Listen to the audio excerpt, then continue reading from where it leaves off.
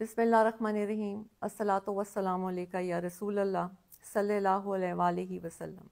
ایاک نعبد و ایاک نستعین۔ میرے رب کی مخلوق اور رسول اللہ کے امتیوں کو خان کا اور میرا سلام۔ آج میں خان کا ایک پیغام دینے آپ کے سامنے آئی ہوں۔ خان نے پورے پاکستان کی عوام سے اپیل کی ہے کہ 24 نومبر کو وہ سب بچہ اس احتجاج کا حصہ بنے۔ یہ صرف ایک خان کی جنگ نہیں ہے، یہ آپ سب کی، یہ ملک کی حقیقی آزادی کی جنگ ہے۔ اس میں خان نے ہر طبقے سے تعلق رکھنے والے انسان کو اس میں شرکت کی دعوت دی ہے۔ اس میں کسانوں کو کہا ہے، اسٹوڈنٹس کو کہا ہے، ٹیچرز کو کہا ہے، ہیومن رائٹس والوں کو کہا ہے، رکشے والوں کو کہا ہے۔ یعنی کہ خان نے کہا ہے کہ ہر طبقہ، ہر بچہ اس احتجاج کا حصہ بنے تو انشاءاللہ کامیابی ہمارا مقدر ہے۔ خان نے ججز اور وکیلوں کے لیے ایک اپیل کی ہے کہ میں قانون کی بالادستی کے لیے آج جیل میں ہوں، تو آپ لوگوں کا یہ فرض بنتا ہے کہ آپ اس احتجاج کا حصہ بنیں اور پاکستان کی ہر جگہ سے ہر تنظیم وکیل خود لیڈ کریں اپنے وکیلوں کے یونیفارم میں، اور 24 نومبر کو وہ اسلام آباد پہنچیں۔ خان نے اس طرح تو بہت سے ہمیں لائے عمل بھی بھیجا ہے، بہت سے پیغامات بھی بھیجے ہیں، لیکن وہ وقت کے ساتھ ساتھ ہم آپ کے سامنے لے کے آئیں گے۔ دوسرا جو سب سے امپورٹنٹ اور اہم بات ہے جس کے لیے میں آج آپ کے سامنے آئی ہوں، وہ صرف یہ ہے کہ بہت سی چیزیں ہو رہی ہیں کہ جی 24 نومبر کی ڈیٹ چینج کر دی جائے اور خان کے سے ہم مذاکرات کر لیں گے، تو ایسی کوئی بات نہیں ہے۔ ڈیٹ صرف ایک ہی شرط پہ چینج ہو سکتی ہے کہ خان باہر آئیں اور خود اپنی زبان سے عوام کو اگلا لائے عمل دیں۔ اس کے علاوہ کسی قیمت پہ 24 جو ہے وہ چینج نہیں ہو سکتی۔ اس لیے اگر کوئی غلط میسج آئے آپ کو عوام کی طرف سے تو آپ نے اس کو نہیں ماننا، کیونکہ خان نے یہ خاص پیغام بھیجا ہے کہ 24 نومبر کبھی بھی کینسل نہیں کی جائے گی جب تک کہ خان خود آ کے عوام سے خطاب نہیں کریں۔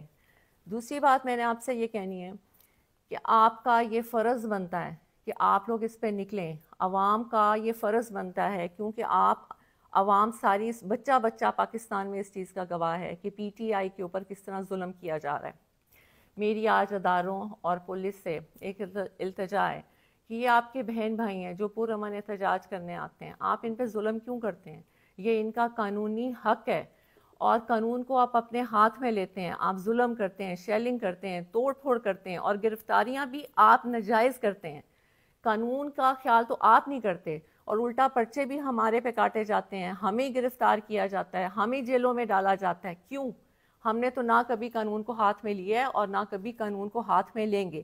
آج قانون کی وجہ، قانون کے کہ انصاف ملے، اس ملک کو انصاف ملے، اس کی وجہ سے خان جیل میں ہے۔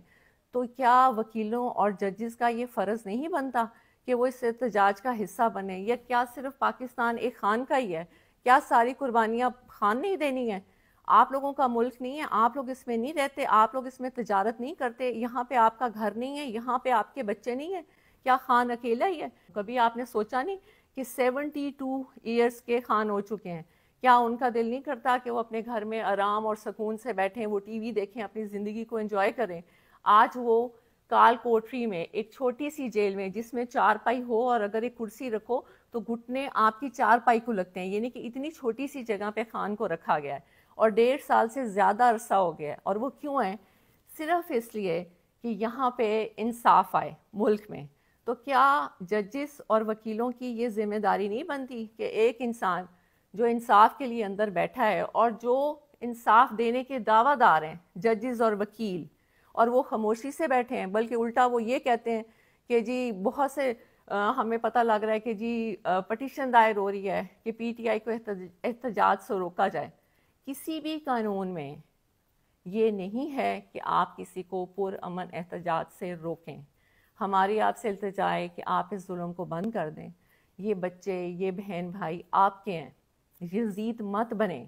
اس نے بھی یہ کیا تھا، وہ بھی مسلمان تھا، لیکن جب وہ اپنی انا کی وجہ سے اس نے یہ ظلم کیا، آپ یہ ظلم کرنا بند کر دیں۔ خدا را یہ ملک کو کہاں تک آپ ایسے کریں گے؟ کتنی لوگوں کی آپ بدوائیں لیں گے؟ دوسرا، ہم نے نہ کبھی قانون ہاتھ میں لیے اور نہ لیں گے، اور آپ سے التجا ہے کہ آپ بھی قانون کو ہاتھ میں مت لیں۔ دوسرا، اداروں سے میں نے یہ کہنا ہے کہ یہ بالکل غلط ہے کہ خان بدلہ لیں گے کسی سے، شاید آپ لوگوں تک یہ پیغام نہیں پہنچتا۔ خان نے کہا ہے کہ طاقت میں آ کے کسی سے بدلہ لینے کا مطلب ہے کہ اللہ کی ناراضگی، اور انہوں نے کہا ہے کہ میں نے یہ جو جیل میں جتنا بھی ٹائم گزارا ہے یہ میرا ایک اللہ سے تعلق بنا ہے، جس میں نے یہ سیکھا ہے کہ طاقت میں آ کے معافی کا دروازہ کھولتے ہیں، نہ کہ ظلم کا دروازہ کھولتے ہیں۔ تو جو بھی یہ آ کے پیغام باہر دے رہا ہے کہ خان تو غصے میں ہے، خان آئے گا اور خان بدلہ لے گا، آج پورے عوام کے سامنے میں یہ آپ کو کلیئر کر دوں کہ یہ سب جھوٹی باتیں ہیں۔ خان نے ہمیشہ یہ کہا ہے کہ نہ میں نے بدلہ لینے کا کبھی سوچا ہے اور نہ کبھی میں بدلہ لوں گا، کیونکہ بدلہ لینا نہ اللہ کو پسند ہے اور نہ ہی انسان کو خاص طور پہ طاقت میں آ کے بالکل بدلہ نہیں لینا چاہیے۔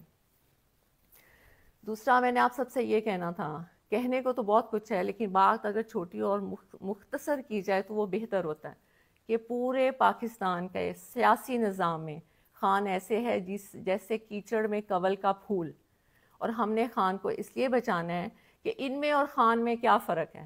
ان میں اور خان میں یہ فرق ہے کہ یہ لوگ اپنی کرسیوں، اپنی کرپشن کو بچانے کے لیے یہ سب ظلم کرتے ہیں اور حکومت میں آتے ہیں، اور خان صرف اپنے اللہ کو خوش کرنے کے لیے اور حقیقی آزادی ملک میں انصاف رائج ہو جائے، خان صرف اس کی جنگ لڑ رہا ہے۔ اور دوسرا میں آپ کو یہ بات بتاؤں کہ اکثر لوگ کہتے ہیں کہ یہ لوگ اپنے میٹنگز میں ہر جگہ الجہاد کے نعرے لگاتے ہیں۔ پہلی بات تو یہ کہ ہم نے کبھی بھی اپنے لوگوں یا ورکرز کو نہیں کہا کہ وہ جہاد کے نعرے لگائیں، وہ ان کے دلوں سے نکلتا ہے اور وہ خود لگاتے ہیں۔ اس پہ مجھے ایک بات بہت خان کی پرانی یاد آئی، مجھے نہیں پتا کہ یہ آپ کو بتانی چاہیے کہ نہیں، لیکن میرے دل میں تھا کہ مجھے یہ آپ کو بتانی چاہیے، کیونکہ جب میں نے الجہاد کے نعرے سنے تو میرے ذہن میں یہ آیا کہ یہ تو لوگ خود بخود نکال رہے ہیں، اور یہ کیوں نکال رہے ہیں کہ انسان سمجھتا ہے کہ وہ کر رہا ہے، جبکہ ہر چیز کرنے اور کرانے والی رب کی ذات ہوتی ہے۔ اگر دشمن دشمنی کر رہا ہے تو وہ بھی اللہ کی مرضی سے کر رہا ہے، اگر دوست دوستی کر رہا ہے یا ہم کوئی اچھا کام کر رہے ہیں تو وہ بھی ہم اللہ کی مرضی سے کر رہے ہیں۔ یہ صرف علیحدہ بات ہے کہ برے لوگوں کے لیے برے کام رکھ دیے جاتے ہیں اور اچھے لوگوں کے لیے اچھے کام رکھ دیے جاتے ہیں۔